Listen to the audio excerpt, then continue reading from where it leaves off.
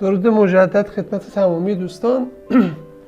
توی این مبحث من میخوام درباره چند تا دونه از ابزارها همگی رو با هم دیگه دربارهشون صحبت کنم. اولین ابزاری که من میخوام دربارهش برای شما صحبت کنم ابزار کراپ هستش که ما میتونیم عکس‌های خودمون رو با اون ببریمشون، اندازه اونها رو تعیین کنیم و بهش بگیم به مختصاتی که ما دوست داریم، به ابعادی که ما دوست داریم برش بزن عکس هامون رو و تغییر سایزشون بده، کراپشون کن. کلید انتخاب ابزار کراپ بر روی کیبورد ما گزینه C هستش. اگر من گزینه C رو روی کیبوردم فشار بدم میبینید که این بخش انتخاب من روی عکسم فعال میشه و من میتونم اون رو دستکاری کنم. یه بک میزنم، دو تا گزینه اسپیس رو عذرخواهی میکنم اسکیپ رو، یعنی آخرین دکمه‌ای که در سمت چپ کیبوردتون اون بالا قرار گرفته ESC روش نوشته، گزینه اسکیپ هستش که دکمه اسکیپ. من اگر دکمه اسکیپ رو روی کیبورد بزنم اون کراپ من غیر فعال میشه و فقط کافیه که یک بار گزینه V رو هم بزنم تا به صورت 100% غیر فعال بشه و به ابزار موو تبدیل بشه. حالا کراپ میاد و چی کار میکنه؟ اگر من بیام و این کراپ رو روش کلیک کنم یا گزینه C رو بزنم روی کیبوردم، میبینید که این محدوده رو برای شما انتخاب کرده. داره میگه که اگر شما اینتر رو بزنی، یک بار دیگه میزنم، میگه عکس شما بریده شد توی این محدوده‌ای که انتخاب کرده بود خود فتوشاپ براتون. حالا من نمیخوام این کراپم مربعی باشه، من یک کراپ مربعی رو اینجا انجام دادم. همونطور که میبینید این قسمت بالا هم نوشته 1 و 1 اسکوئر، یعنی مربعی کراپ شده. چند تا کنترل زد من میزنم تا عکسم برگرده به همون حالت اول. این بار میام کراپ روش کلیک میکنم و فقط کافیه بیام از قسمت تولبار این بالا روی این منو کلیک کنم تا باز شه. میبینید که سایزهای مختلفی رو خود فتوشاپ برای من در نظر گرفته، شکل‌های مختلف هستش. ببینید من هر بار که اینها رو انتخاب میکنم یک نسبت تصویر رو داره برای من ارائه میکنه. نسبت خب 4:5 هستش که توی اینستاگرام زیاد کاربرد داره، 1:1 هستش که توی باز اینستاگرام کاربرد داره. توی بعضی از وبسایت ها میگن عکس رو با این نسبت برای ما ارسالش کنید. و یا اگر خواستم نسبت های شخصی خودم رو روش اعمال کنم، فقط کافیه که روی گزینه WH Resolution یا Ratio کلیک کنم تا بتونم هر اندازه‌ای که خودم دوست دارم روی تصویرم اعمالش کنم. مثلا بذارمش روی WX، میتونم این لبه های تصویرم رو بگیرم و هر قسمت از تصویرم رو که دوست داشتم انتخابش کنم اون محدوده رو داخل این قسمتی بذارم که داریم مشخصش میکنیم. یک اینتر که من روش بزنم اون قسمت برای من کراپ میشه. من دوباره این کار رو انجام میدم، گزینه C رو میزنمش روی اینجا، این لبه ها برای من فعال میشه، میگیرم میکشمش داخل تصویرم. میتونم اینجا با کلیک کردن روی عکس زیرین و نگه داشتن کلیک موس هم جابجا کردنش هر قسمتی رو که بازخواستم انتخابش کنم به جای اینکه بیام این لبه ها رو بگیرم و بکشمش. پس دیدید که خیلی راحت ما میتونیم اینجا کراپ کردن خودمون رو انجام بدیم و به هر قسمتی از تصویرمون که خواستیم این کراپ رو اعمال کنیم و اون محدوده خاصمون از داخل تصویر رو انتخابش کنیم. حالا اگر من این کراپم رو بیارم بیرون از تصویرم قرار بدم، میبینید که خود فتوشاپ برمی‌داره اون قسمت سیاه رو زیر تصویر من میندازه، در نهایت این رو به نتیجه خروجی من اضافه میکنه و این قسمت سیاه رو هم داخلش قرار میده. به این دلیله که من از محدوده عکس خودم خارج شدم. چند تا کنترل زد میزنم، برمیگردم سر جای اول. خب ما یک گزینه دیگری هم داریم داخل منوی کراپ. اما اول بگم که اینجا دیگه نکات خاص دیگه توی تولبار بالاش من نمیبینم که براتون توضیح بدم. من اگر مثلا گرفتم این نقطه رو توی کراپ 1:1 هم مثلا با حالت مربعی باشه، گرفتم انتخابش کردم، محدوده‌ای رو هم که می‌خواستم کراپ کنم از تصویرم رو هم اینجا گذاشتم و دوست داشتم این قسمت تصویرم فعال باشه. می‌بینید که خودش داره این قسمت ها رو به من به معنای بیرنگ داره نشون میده، کدر داره نشون میده. یعنی این قسمت ها داخل تصویر کراپ شده شما قرار نمیگیره و اون چیزی که کراپ شدهش نتیجهش به دست شما میرسه این محدوده هستش. حالا اگر من بیام و این بالا رو نگاه کنم میتونم یک سری تنظیمات دیگه ای رو هم در نظر بگیرم. اینجا من میتونم سایز دلخواه خودم رو، نسبت دلخواه خودم رو دستی وارد کنم. با این گزینه کاری نداریم. توی این گزینه من میتونم بیام و اون خط کشی هایی که توی تصویر من قرار گرفته رو تعیینش کنم که به کدوم حالت باشه برای راحت تر انجام دادن کارم هستش اینا. و هر کسی بسته به سلیقه شخصی خودش میتونه هر کدوم از اینها رو دوست داشت انتخاب بکنه و روشون کار کنه که من معمولا میذارمش روی همون رول آفترز که پیش‌فرض خود فتوشاپ هم هستش. میتونم بیام اصلا این تمام این خط‌ها رو از این قسمت پایین نور رو بزنم برشون دارم. میتونم روی always show overlay بزنم و همون حالت فابریک خودش رو داشته باشه. میتونم روی auto show overlay بزنم که فقط همین قسمت های کناره باشه و وقتی من کلیک میکنم روی این لبه ها اون قسمت های خط کشی شده برای من داخل تصویرم ظاهر بشه. پس این هم فرق این چند تا گزینه با هم دیگه بود که من میذارمش روی همون always. و اما توی این گزینه من میتونم بیام بهش بگم که آقا این بک‌گراندی که این پشت برای من کدرش میکنی این اصلا باشه یا نباشه یا اصلا یک رنگ دیگه ای داشته باشه. اگر من کاستومش کنم میتونم بگم آقا اون قسمت هایی که خارج از محدوده کراپ من هست رو به رنگ قرمز نشون بده به جای اینکه به رنگ اون تیر رنگ خود فتوشاپ قرارش بدی، که من اینها رو اصولا دستکاریشون نمیکنم و میذارم همون پیش‌فرض خود فتوشاپ باشه. هر کدوم از اینهای کاری میکنن. مثلا این شو کراپد آرنا میاد و اون قسمت هایی رو که خارج از کراپ من هستند رو هم اصلا برام غیر فعال میکنه و به من دیگه نشونشون نمیده که بودنشون به از نبودنشون هستش. یا اوتو سنتر پرویو که اون قسمت های مرکزی عکسم رو که میاد یک سری مختصات و مشخصات به من نشون میده رو اونها رو برای من غیر فعال میکنه. پس این هم داستان این هست. این قسمت اوپاسیتی هم میزان پررنگ بودن این قسمت بک‌گراند من هستش که داره به من نشون میده که آقا این درصد کدر بودن خارج از کراپ هم چقدر باشه که من روی همون عددهای خودش میذارم باشه، کاریشون ندارم اصولا. بحث کراپ بحث خاص دیگه ای نداره. یک نکته ای داره توی کاور زدن ها برای پست های یوتیوب، اینستاگرام، توییتر، جای مختلف که توی رفرنس خودش توی سرفصل خودش من توضیح اونها رو هم خواهم داد که کراپ ها اونجا به چه کاری میاد و به چه دردی میخوره. میرم سراغ ابزار بعدی که میخوام توضیحش بدم. با چند تا اسکیپ زدن برمیگردم به حالت اولم. یه گزینه وی هم که بزنم از کراپ هم خارج میشم و برمیگردم روی همون حالت اولیه خودم. میرم یک عکس، یک لایه خالی رو اینجا بازش میکنم و بذارید روی همون عکس هم من میتونم توضیحش بدم.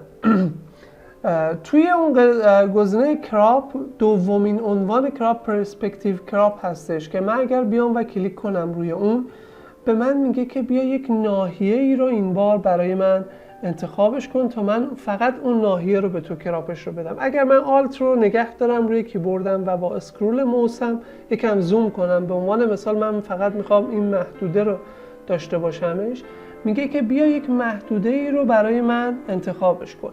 الان اومدم و این قسمت رو برای خودم انتخابش کردم. میبینید که اومد وقتی من موسم رو نگه داشتم و کشیدمش تا اینجا این محدوده رو انتخاب کردم. حالا 4 تا نقطه داده در 4 تصویر من که میگه بیا و این 4 نقطه رو هر جای تصویرت که متناسب با اون کراپی که میخوای انجام بدی، با اون پرسپکتیوی که میخوای ایجاد کنی و بکنیش از توی تصویر، این 4 تا نقطه رو تعیین کن. من میام یکشو میذارم اینجا، یکشو میذارم این قسمت تصویرم، اون یه دونه رو میذارم این قسمت تصویرم، اون یه نقطه به دلیل اینکه پیرهن شخصی که داخل تصویر من هستش یکم اومده روی تصویرم. حالا برای مثال من دارم این کار رو انجام میدم، ایرادی هم نداره، ولی در نظر میگیرم که فرضاً اینجا هستش و اگر من یک اینتر بزنم این تصویر من اومد این گوشه، این بالا. میبینید که اومد اون قسمت و اون صفحه رو به صورت کامل از داخل تصویر من کندش و مجزاش کرد. بذارید باز این کار رو روی یک جای دیگه از تصویر من انجامش بدم. به عنوان مثال این مانیتور اینجا. من اگر بیام دوباره این کار رو انجام بدم و این محدوده رو انتخابش کنم، دوباره داره به من میگه که بیا و محدوده مورد نظرت رو انتخاب کن. من اینجا رو انتخاب میکنم، این قسمت رو، این نقطه رو میذارم روی لبه های اون قسمتی که میخوام کراپ بشه و کراپش بعدا صاف برسه دست من انتخاب میکنم و قشنگ حاشیه ها رو میگیرم. میبینید که تصویر داخل این عکس من یک مقدار انحنا داره به توی داخل، چون مانیتور شخص مورد نظر کج هستش. من انتخاب کردم این لبه ها رو. حالا اگر من اینتر رو بزنم اومد و اون صفحه مانیتور رو به صورت تخت به من دادش و به صورت کامل مجزاش کند و از داخل تصویر برای من کندش. بیام باز این مدلی من این مثال خودم رو بزنم. اینجا داخل تصویرم مثلا یک اتاق رو میام در نظر بگیرم، اتاق با تلویزیون. به عنوان مثال حالا یک تصویر رو هم پیدا کنم که من داخل تلویزیون افتاده باشه، مثلا این عکس رو. این عکس عالی هستش. من اگر سیوش کنم بیارمش داخل فتوشاپ خودم،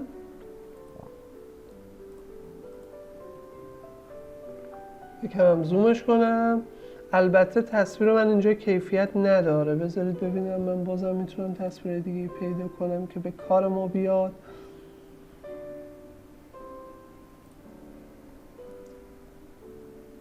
فکر کنم این تصویر راحت تر و گویاتر اون کاری که ما میخوایم انجام بدیم باشه. من اگر این تصویر رو با فتوشاپ بازش کنم و حالا بیام همون کار رو اینجا انجام بدم، انتخاب کنم کراپم رو بذارمش روی حالت دوم، این محدوده رو انتخاب کنم، لبه های تصویر رو دقیقاً با لبه های تصویری که داخل تلویزیون هستش فیتش کنم و حالا اینتر رو بزنم. میبینید که اومد اون چیزی که داخل تصویر تلویزیون بود رو به صورت فلت کندش و داره به من اینجا به نمایش میگذاره. پس پرسپکتیو کراپ هم میاد و این کار رو برای من اینجا انجام میده. اما بریم سراغ گزینه‌های دیگری که من میتونم داخل فتوشاپ با اونها کار کنم. برگردم روی اینجا، یک لایه‌ای رو من از قبل ایجاد کردم به صورت خام و آماده. من اگر بخوام اینجا یک سری ابزاری هستن اینجا که من میتونم فریم ها رو ایجاد کنم داخل فتوشاپم. فریم ها به چه کاری میان؟ اگر روشون وایسیم، این بحث ابزار فریم ها از فتوشاپ 2019 به بعد به فتوشاپ اضافه شده و روش که وایسم کاربردش رو میبینید داره به من نشون میده. به دو صورت هستش، میتونه یا دایره ای شکل باشه یا به صورت مربعی شکل باشه، ضلع دار باشه. حرف اختصاری اون روی کیبورد شورکاتش هستش گزینه K، دکمه K روی کیبورد. اگر من بیام و حالا به عنوان مثال روی حالت مربعی یا روی حالت دایره ای بیام و یک دایره ای رو اینجا رسمش کنم، به عنوان مثال اینی که دارید میبینید، اینجا رو هم درستش کنم دایره ای تر بشه.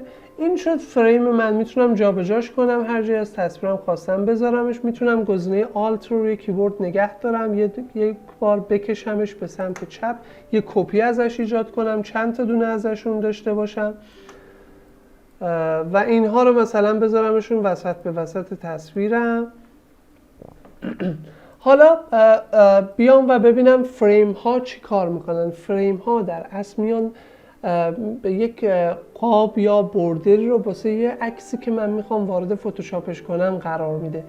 مثلا چی؟ مثلا من اگر بیام و این عکس رو انتخابش کنم، بگیرم بکشمش بندازمش داخل فتوشاپ، یا مثلا این عکس رو اگر داخل یکی از این فریم ها رهاش کنم، میبینید که اون عکس خودش به صورت اتوماتیک افتاد داخل این فریمی که خود فتوشاپ برای من در نظرش گرفته. یک اینتر که بزنم نشسته داخل اون فریم. حالا من میتونم یک بار کلیک کنم اون رو هر جایی از تصویرم که خواستم ببرم بذارمش. میتونم 2 بار روش کلیک کنم، میبینید این حاشیه به صورت مشکی در اومد. میتونم اون عکس رو داخل فریمم جابجاش کنم یا کنترل تی رو بزنم روی کیبوردم و بزرگتر یا کوچکترش کنم. دوباره اگر اینتر رو بزنم و بیرون از این محدوده ایکس رو کلیک کنم، میبینید که انتخاب من انجام شده. دوباره میتونم این رو بگیرم ببرمش بکشمش هر جای از تصویر که دوست داشتم. میتونم حالا روی این فریم کلیک کنم، دوباره بیام پوشه عکسای خودم رو باز کنم، این بار این عکس رو وارد فتوشاپ هم کنم و روی این فریم این بار رهاش کنم، هر جای از تصویرم که دوست داشتم بذارمش. یک جایی بیرون از تصویرم یک کلیک بکنم، حالا میتونم دوباره این رو هم بردارم هر جایی که دوست داشتم قرارش بدم. پس فریم ها میان و برای من این کار رو انجام میدن که اون تصویر من، اون چیزی که میخوام حالا از یک شخص یا هر چیزی رو داخل یک فریم قاب دایره‌ای شکل یا مربعی شکل زلدار داخل فتوشاپ هم ایجاد کنم، قرارشون بدم. یک آپشن یا یک گزینه‌ای هم داره، وقتی که شما فریمتون رو ایجاد کردید، روی فریم مورد نظرتون کلیک کردید یا روی لایه‌اش از این گوشه، این قسمت برای شما استروک یا همون حاشیه و بوردرش فعال میشه که اگر من بیام عدد استروک خودم رو زیادتر کنم، ببینید یک حاشیه میاد برای اون در نظر میگیره. اگر روی این عکس اینجا کلیک کنم، عکس بغلش کلیک کنم، میتونم رنگ اون حاشیه رو هم تغییر بدم به هر رنگی که دوست داشتم. شما با این کار میتونید با استفاده از این ابزار خلاقیت به کار ببرید و استفاده‌های مختلفی رو ازش انجام بدید. مثلا من میتونم بیام این دوتا تصویر رو بذارم، اون یکی رو با پاکش کردم، میتونم این دوتا رو بیام بذارمشون بغل هم دیگه. حالا به این هم همون میزان تقریبا استروک بدم، حالا نزدیک به هم. میتونید روی این کلیک کنید، ببینید این 18 و 32 بوده، روی این هم کلیک کنید، اینجا رو دستی بزنید 18 و 32 هم اندازه همون میشه. این رنگ آبی رو هم براشون انتخاب میکنید. میتونم بیام این دوتا رو قرارشون بدم کنار هم دیگه، زیر این دوتا عکس اسمهای اشخاص رو بنویسم، بالا سرش بنویسم لایو اینستاگرامی، نمیدونم وبینار بین دوتا استاد فلان و فلان، و خیلی راحت پست های مرتبط با خودم رو درست کنم، طراحی‌های مرتبط با خودم رو درست کنم، کراپ رو بزنم روی کیبوردم و اصلا بیام یه پست مربعیش کنم، بیام یه کراپ مربعی درستش کنم اینجا داخل تصویرم، با زدن چپ و راست روی کیبوردم، دکمه‌های چپ و راست روی کیبوردم وسط به وسط بودن این دوتا رو در نظر بگیرم. اوکی که بزنم الان این مربعی شد، میتونم متن‌های خودم رو این بالا بنویسم و این پایین و همین میشه یک پست اینستاگرامی، یک پست مربعی اینستاگرامی و خروجی بگیرم ازش رو ببرمش داخل اینستاگرام، روش هر کاری که دوست داشتم انجام بدم و پست خودم رو به اشتراک بذارم. این یک نمونه از کاربردهایی هستش که شما میتونید برای این کار انجام بدید. پس این هم شد بحث فریم ها که بدونید فریم ها چی کار میکنن و چه استفاده ای ازشون میاد و کجا میتونید استفاده خلاقانه ای از اونها داشته باشید. و در نهایت آخرین ابزاری که من توی این بخش میخوام به شما معرفی کنم، این دوتا رو پاکشون کنم. میبینید که لایه هاشون هم اینجا به صورت مجزا قرار گرفته شده. این بخش ایدراپر تولز هستش که اینجا قرار گرفته.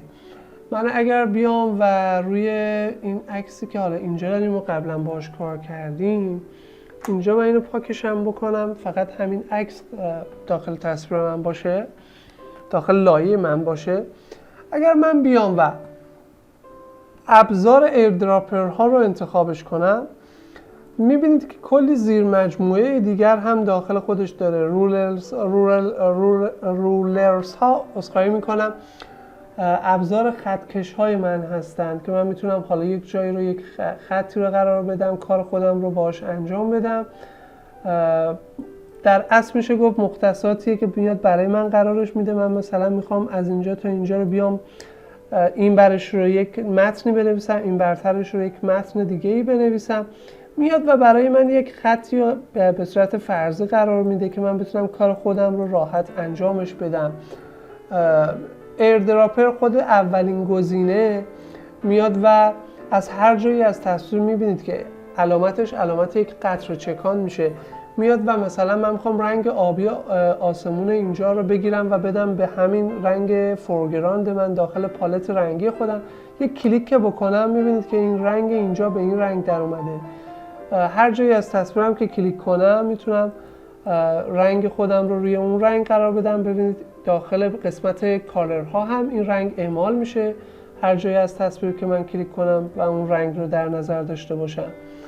باز دوباره یکی دیگر از گزینه‌های اون نوت ها هستند که میتونید شما بیاد یک جایی از تصویرتون کلیک کنید، اینجا این پنل نوت برای شما در سمت راست باز میشه، یک یادداشتی رو برای خودتون اینجا قرار بدید و نوت گذاری کنید هر جایی از تصویرتون که دوست داشتید. این ابزار وزیر مجموعه ابزار ایردراپرها ابزارهای کمکی هستن برای اینکه شما راحت‌تر بتونید روی طراحی‌هاتون کار کنید. ابزار کاربردی خاصی نیستن که من الان بهتون بگم فلان کار رو میکنن و خیلی اینجا الان به کارتون میاد.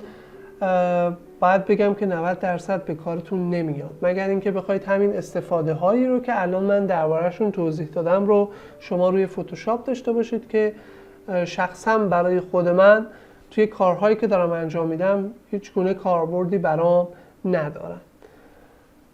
و این هم بود از ابزار ایردراپرها که روی گزینه اولش اگر شما وایسید پیشنمایشش رو داره به شما نشون میده. کلید شورتکات اون هم روی کیبورد کلید آی هستش که میبینید جلوش زده و همینطور اینجا هم برای شما گزینه آی رو نوشته که چیکار میکنه و ایردراپرها رو برای ما فعال میکنه.